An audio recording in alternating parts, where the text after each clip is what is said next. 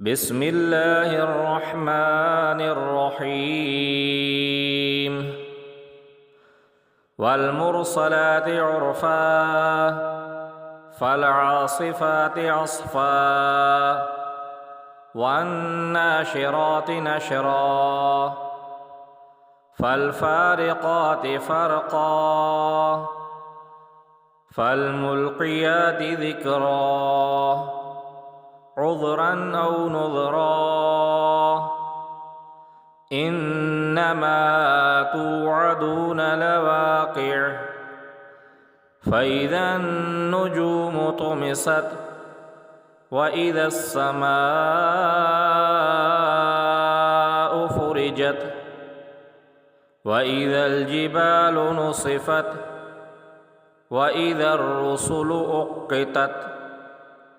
لأي يوم أجلت ليوم الفصل وما أدراك ما يوم الفصل ويل يومئذ للمكذبين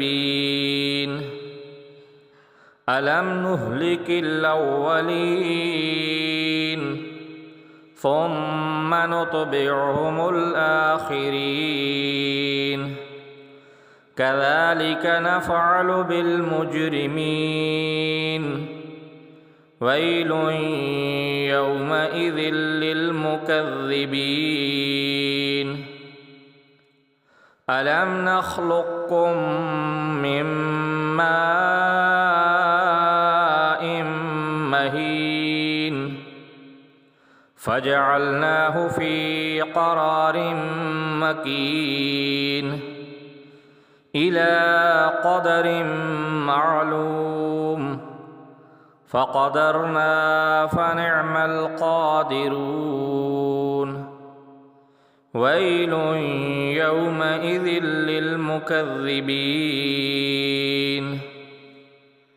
ألم نجعل الأرض كفاتا أحياء وأمواتا وجعلنا فيها رواسي شامخات وأسقيناكم ماء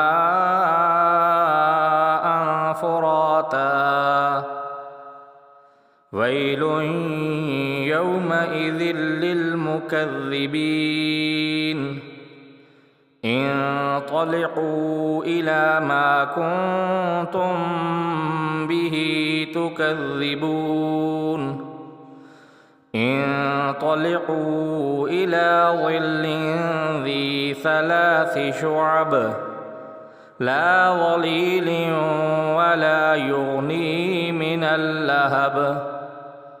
إنها ترمي بشرر كالقصر كأنه جمالة صفر ويل يومئذ للمكذبين هذا يوم لا ينطقون ولا يؤذن لهم فيعتذرون ويل